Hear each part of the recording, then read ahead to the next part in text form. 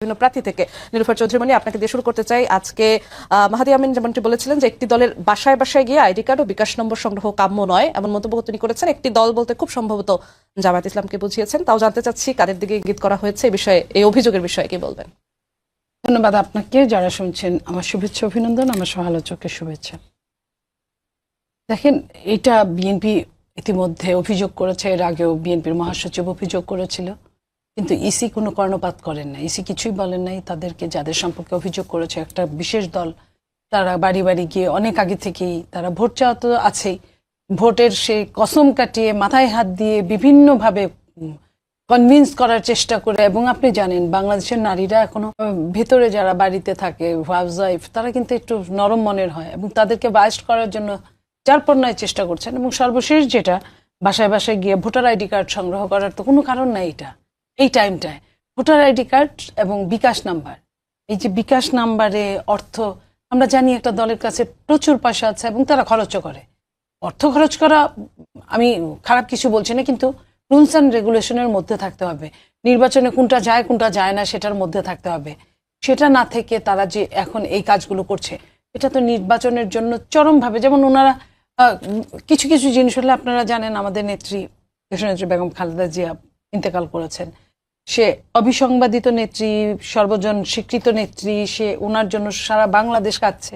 সেই মানুষটার জন্য মিলাদ হবে, এটাই স্বাভাবিক। এবং মৃত্যুর 1 বছর 2 বছর পরে প্রতিদিন হয় না। এবং বিএনপি যত বড় দল, সেখানে মিলাদ হবে, দোয়া খায়ের হবে, সেই জায়গা নিয়ে কত রকমের কথা হচ্ছে। এই জায়গা নিয়ে আমাদের নেতা জনাব তারেক রহমান, উনি 17 বছর পরে দেশে ফিরেছেন। আসার পরেই তার মায়ের এই অবস্থা হলো এবং সবকিছু মিলে যে অবস্থাটা, ওনার জীবনের উপর এখনো রিস্ক, এইসব নিয়ে যেভাবে ইসিকে দোষারোপ করা হচ্ছে, অথচ এত বড় ঘটনা, প্রোটোকল নিয়ে কথা, হ্যাঁ প্রোটোকল নিয়ে যেটা তার জীবনের রিস্ক, এটা কিন্তু যারা কমপ্লেইন করছে তারা নিজেরাও জানে, তারপরেও তারা বলছে। এবং এগুলো হলো গিয়া এটার উপায় ছিল না এবং হালকা ছোট ছোট ইস্যু, অথচ বড় বড় ইস্যুর মধ্যে আপনি এই যে বিকাশ নাম্বার চাওয়া, এই যে বাড়ি বাড়ি গিয়ে আপনার ভোটার আইডি কার্ড চাওয়া, এবং আরো যেটা ইম্পর্টেন্ট, যেটা ইসির দ্বারা আমরা আমাদের লোক নাকি ইসি, ইসি যদি আমাদের লোক হয়, আমাদের তো ভোটটাই ধ্বংস করে দিচ্ছে ইসি। আপনার যেভাবে পোস্টাল ব্যালট যেভাবে ছাপিয়েছে, আমি যদি আপনাকে ওইটা বলি যে পোস্টাল ব্যালটে তারা আলফাবেটের সিরিয়াল দিয়েছে, প্রথমটাই আলফাবেট লঙ্ঘন করেছে। প্রথমটাই আপেলের পরে আনারস, আপেল পি এর পর, মানে প এর পরে দন্তন্য হয় না, দন্তন্যর পরে প হয়। তো ওই প্রথম থেকেই কিন্তু তারা লঙ্ঘন করেছে, অথচ আমাদের বুঝিয়েছে যে এটা সিরিয়াল মেনটেন করেছে। এবং সিরিয়াল মেনটেন এমন ভাবে করেছে যে একটা মার্কা একদম সবচেয়ে আগে, ধানের শীষকে খুঁজে পাওয়া যাচ্ছে না। ধানের শীষকে খুঁজতে খুঁজতে সেও পাওয়া গেল, সেটা কোথায় একটা চিপার মধ্যে, এবং সেটাকে ভাঁজ করলে আরেকটা ঘরে ভোটটা পড়ে যায়। মানে সিলটা 2 ঘরে থাকে, 2 ঘরে সিল থাকলে ভোটটা নষ্ট হয়। তার মানে কি, ইসি যদি আমার লোক হতো, ওই সামনে একটু বুঝা হইতেছে বড় দল দেখি একটু ভয়ে ভয়ে কথা বলছে ইসি, অথচ ভেতরে ভিতরে কত বড় ষড়যন্ত্র করছে। এবং আপনি আরো যদি অবাক হওয়ার মতো, পোস্টাল ব্যালট বিভিন্ন বিদেশে বিভিন্ন বাসায় পাওয়া গেল, যাদের বাসায় পাওয়া গেল এক এক দেশে, তারা কিন্তু ওই একটা দলের নেতাকর্মী, আর কারো অন্য কোনো দলের নেতাকর্মীদের বাসায় পাওয়া গেল না। তাহলে ইসি থেকে যদি ওইখানে পোস্ট না করা হয়, না পাঠানো হয়, তাহলে কিভাবে পেল? আপনার মনে পড়ে ঢাকা বিশ্ববিদ্যালয়ের ডাকসু নির্বাচনে এরকম 80,000 ব্যালট নীলক্ষেতে পাওয়া গেছে। তখনও যদি বিএনপি খালি জাতীয় নির্বাচনের জন্য বিএনপি মুখে স্কচটেপ দিয়ে বসে আছে, তখনও যদি এই কথাগুলো বলে, তাহলে কিন্তু পরের বার থেকে সবকিছু সাবধান হয়ে যায়। সেম ঘটনাটা কিন্তু আমরা বিদেশে এই জিনিসগুলো দেখছি।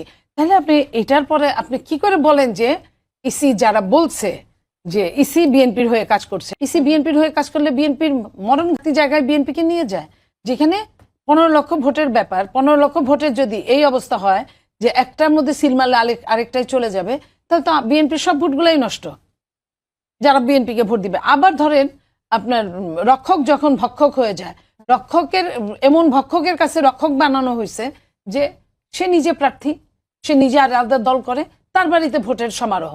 তো এইভাবে তো একটা দেশের ইলেকশন এটা চলতে পারে না। সেই ইলেকশনটাকে কিভাবে আমি লেভেল প্লেইং ফিল্ড বলবো?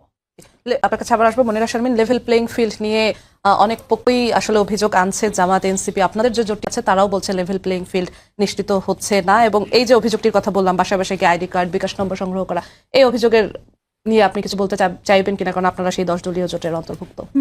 ধন্যবাদ আপনাকে, শুভেচ্ছা, এবং আমার সহালোচক মনি আপাকে শুভেচ্ছা, এবং যারা টিভির পর্দায় দেখছেন তাদের অসংখ্য শুভেচ্ছা।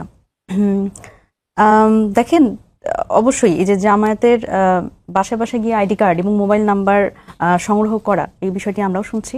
স্বাভাবিকভাবে এটি দেখেন, কারোর ফোন নাম্বার অথবা আইডি কার্ড, এটা তো আসলে খুবই ব্যক্তিগত বিষয়, এবং এটি আসলে নির্বাচনে প্রভাব পড়বার মতো একটি বিষয়। কারণ ভোটার যখন আইডি কার্ড আপনি পাবেন, আপনি ভোটার নাম্বার সংগ্রহ করতে পারবেন। সুতরাং এটি আসলে এটি অবশ্যই ইসির পক্ষ থেকে নির্বাচনী আচরণবিধি যেহেতু আছে, সেখানে কিন্তু আসলে তারা এখানে হস্তক্ষেপ করতেই পারেন।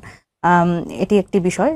এই বিষয়ে আসলে সাপোর্ট দেবার মতো আমি কিছু দেখি না, কারণ এটি ব্যক্তিগত জায়গা হিসেবে এই প্রচারণার দায় আপনারা নেবেন না। না? Of course not. এটা এনসিপি যদি করতো সেটার দায় হয়তো আমি নিতে পারতাম, কিন্তু জামাতের এই ধরনের বিষয়ে যদি তারা করে থাকে তাহলে অবশ্যই সেটি আসলে ঠিক না।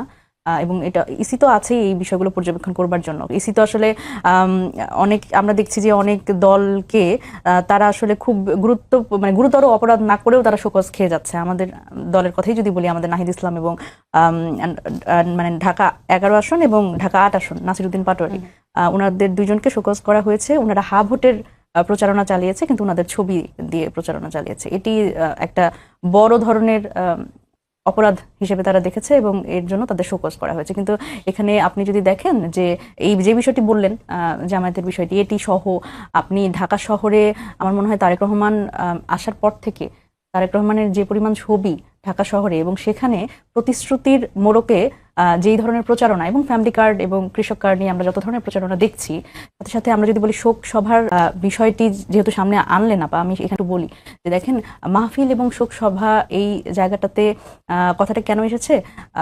বেগম খালেদা জিয়া উনি কিন্তু সর্বজন, উনি কিন্তু কোনো একক দলের নেই এখন আসলে। উনি, আমরা যখন বলি, যখন 5 আগস্ট পরবর্তী সময় আমাদের কিন্তু আমরা প্রথমে বলেছি যে বেগম খালেদা জিয়াকে মুক্ত করতে হবে। সুতরাং সেই জায়গা থেকে উনি আমাদের সকলের শ্রদ্ধাভাজন, এবং বাংলাদেশের রাজনীতির একজন অভিভাবক হিসেবেই উনি ছিলেন, এবং উনি এখনো আমাদের খুবই শ্রদ্ধাভাজন। কিন্তু বিষয়টি হচ্ছে যে যখন আসলে এই শোক সভা এবং মাহফিলের নামে যদি আসলে কৃষক কার্ড এবং ফ্যামিলি কার্ড দেখানো হয় বা এর ব্যাপারে প্রচারণা করা হয়, তখন আসলে অসুবিধাটা হয়ে যায়। কিন্তু মজার ঘটনা হচ্ছে যে ইলেকশন কমিশনের আবার এগুলো চোখে পড়ে না, কারণ তারা তো আবার সব বিষয়ে দেখতে পান সব জায়গায়। এটা আসলে তারা কোনটা দেখতে পান এবং কোনটা দেখতে, এটি নিশ্চয়ই তাদের এক ধরনের এজেন্ডা আছে তাদের ভেতরে।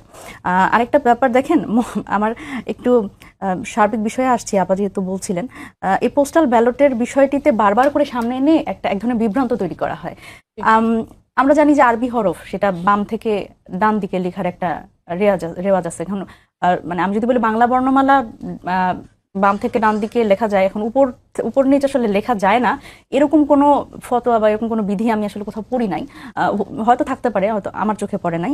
এবং একটা মজার ব্যাপার, যখন ওনারা বলেন যে পোস্টাল ব্যালটের এমন জায়গা আসলে ধানের শীষের মার্কাটা এটা খুঁজে পাওয়া যাবে না, তখন আমার মনে হয় যে আচ্ছা, বিএনপি বাংলাদেশে ভোট নষ্ট হওয়ার সম্ভাবনা, দেখেন নষ্ট হওয়ার কথা আমি আসছি। কিন্তু দেখেন, একটা পুরো এই পেজে যদি ধানের শীষ খুঁজে পাওয়া না যায়, তাহলে আমি তো ভাবি যে এখানে আনারস আপেল মার্কা যাদের, সেই মার্কাগুলো সামনে থাকলে কি এত গুরুত্ব পাবে? এবং বিএনপি তো বাংলাদেশের এই মুহূর্তে সবচেয়ে বড় রাজনৈতিক দল। ধানের শীষ ভোট দেওয়ার জন্য লোকে খুঁজে খুঁজে ধানের শীষের ভোট দেবে। এবং আরেকটা মজার ব্যাপার দেখেন, খুব ভুল একটা তথ্য দেওয়া হয় যে পোস্টাল ব্যালটে আসলে সিলের ব্যাপারটা, ভাঁজ করলে ভোটটা নষ্ট হবে। পোস্টাল ব্যালট দেয় টিক, হ্যাঁ, টিক এবং ক্রস। এখানে তো আসলে সিলের কোনো বিষয় নাই।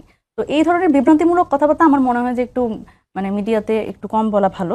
এবং দেখেন, ইসির কথা যেহেতু আসলো, একবারই বলে ফেলি, সেটা হচ্ছে ইসি আসলে এত বেশি নিরপেক্ষ যে বিশেষ দলগুলো, আমি এটা জামায়াতের কথা বলবো এবং বিএনপির কথা বলবো, তাদের যে ঋণ খেলাপি, আমি আজকে খুবই একটা বিষয়ে এত কি বলবো, এত নেগেটিভিটির মধ্যে একটা পজিটিভ বিষয় হচ্ছে যে এই ভোট কি বলে, এই ঋণ খেলাপি তো আসলে ভালো ভাষায়, এটা একটু সুশীল ভাষায় বলি, এগুলোকে আসলে জনগণের টাকা চুরি করে যারা, এগুলো এই চোরগুলোকে আসলে একজনকে অন্তত আজকে এই সংসদে যাওয়ার পথ রুদ্ধ করা হয়েছে, মঞ্জুরুল হাসান মুন্সি।